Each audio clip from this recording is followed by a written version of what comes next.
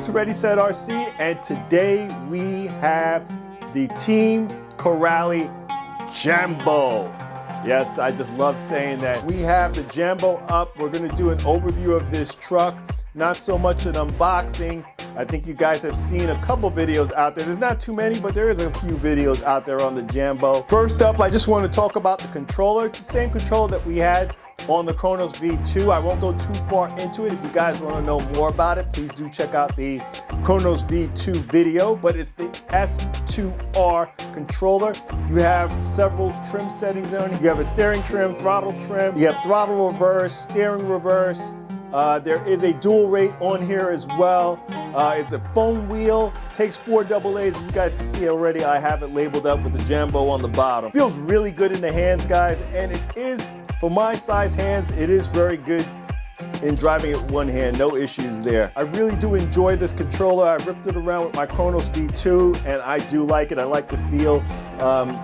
The throttle is a little springy. I wish it was a little bit more tension to it, but for the most part, for an RTR controller, feels good. Going into the Jambo, guys, so this is a stunt truck. This is a shorter wheelbase than you have with the Kronos V2. It does have the same width as the Kronos V2. The dimensions of the Jambo is 327 millimeters is the wheelbase. As for the overall length, it is 565 millimeters.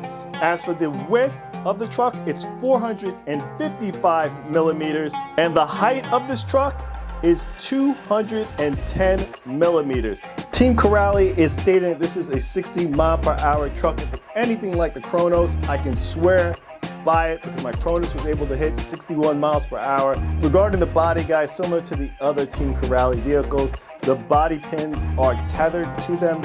It is a very thin construction, but I do like the attempt of trying to keep the body pins attached to the body. As for the body's construction, it feels pretty good. It's not the thickest material, but I will say it does feel a little bit more formed than my Kronos V2. It does feel good, and it's a, I don't know if that's coming up on the camera, but it is a matte finish, guys, which is what really pops on this. The last few releases that I've seen from Team Corally, this and the Punisher, I've really liked what they've done with the bodies on these trucks. They really look amazing. The motor on this truck is a 2050 kV motor. It is 6S capable. It's a 4-pole brushless motor. The ESC is a Torox 185. It looks like a rebranded Hobby Wing ESC.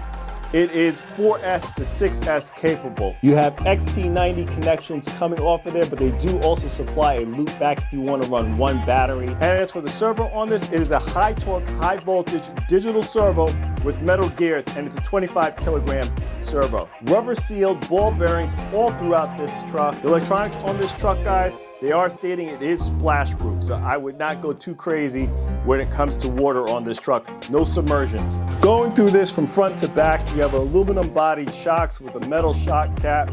Also, it is a screw down adjustment, coilover springs. You have a sway bar in the front, CV type drive shafts up in the front, also steel. Coming back to the adjustments, same like the Kronos V2. In the front of the truck, you do have a pivot ball suspension.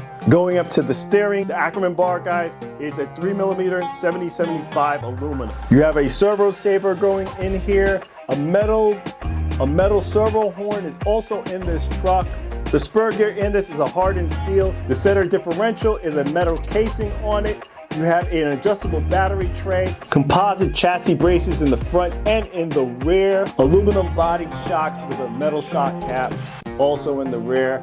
And in the rear, you have an independent double wishbone. And for the shock towers, they're also metal on this truck, guys. In the rear of the truck, you have dog bones, fixed adjustments in the rear, and the truck also has a sway bar in the rear. Coming off the rear, you also have a wheelie bar on ball bearings. As for the shock towers, you have a 4mm shock tower in the front and a 5mm shock tower in the rear. Droop screw adjustments in the front and in the rear for this truck.